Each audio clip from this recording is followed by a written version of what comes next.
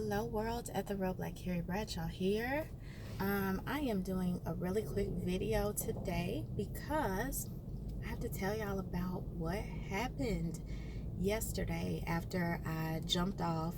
I did a video earlier this week about ghosting the ghost, and I was just basically saying how I have made the conscious decision to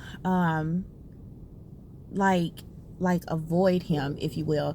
Kind of just to give you like a little bit of background, I was saying in the video how I kind of felt like when everything first popped off and we broke up, there was a period where I felt like I was still like looking for him subconsciously.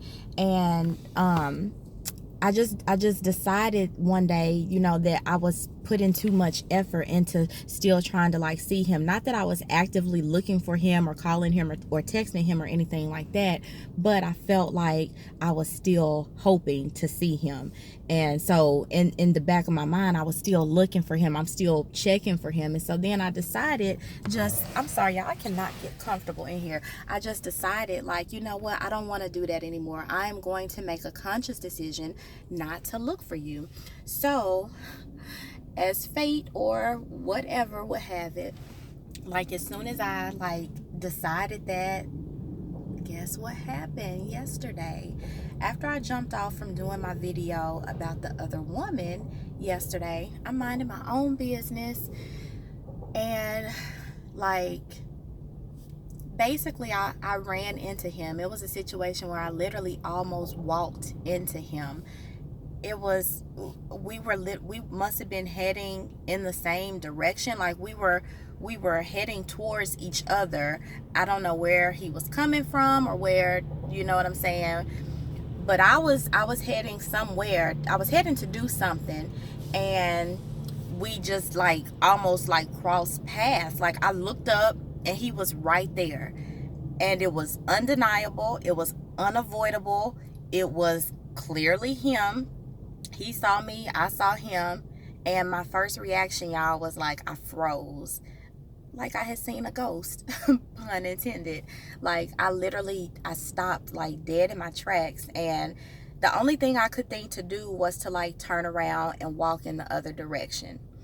And so me, because I analyzed everything, like 5 minutes later I started thinking like, why did you do that, D? Like, why did you but then I'm like, well, what else was I supposed to do? What else like could I have done? Like, I don't know what the other option was. But then when I thought about it, I was like, you know what, I'm glad that I did it like that, because number one, I didn't want him to think that I wanted confrontation. I didn't want him to think that I wanted to stop him, or I wanted to say something to him, or I wanted to like bite his head off or whatever. I didn't want him to worry that, oh, she gonna say something. No. So that was number one, why I turned around. Number two, in that moment, because I wasn't expecting to see him, and I really didn't want to see him, it was just like, I don't want to talk to you. I don't have anything to say. So let me just turn around and just avoid this situation and go back to living my life. And what after I thought about that, in the few moments, I felt like a whole like surge of different emotions. But after everything kind of settled and I realized what happened, I was just like, wow, this man like walked away from me. Like he clearly walked away from me.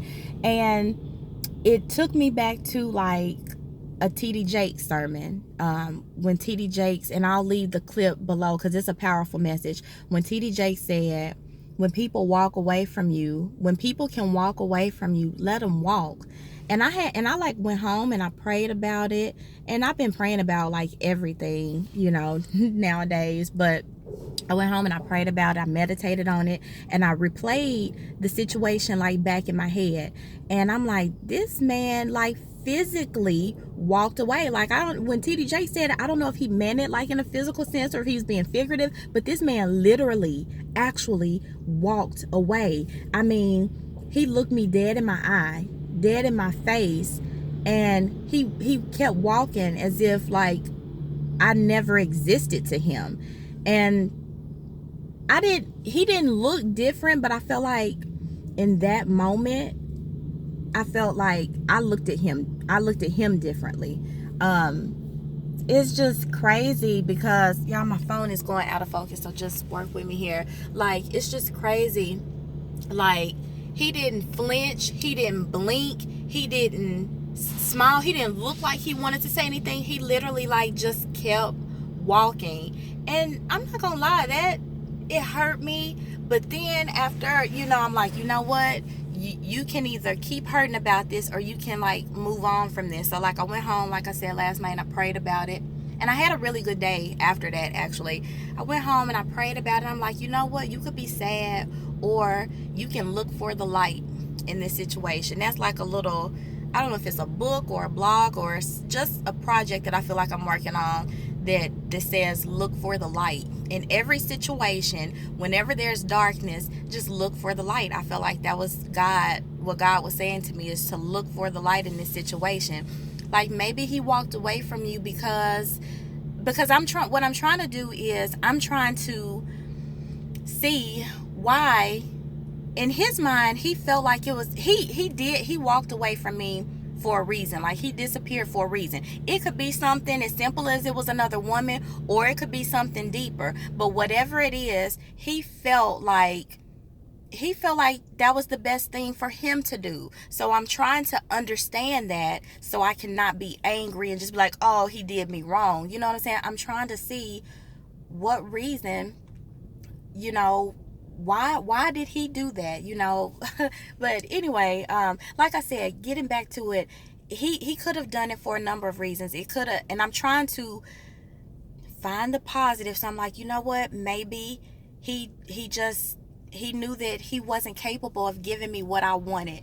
Maybe he knew that it was somebody else. Maybe he knew that he wasn't ready for what I'm looking for, and you know, he didn't really know how to express that to me. Whatever the reason was, he did. And that doesn't make him a bad person for that.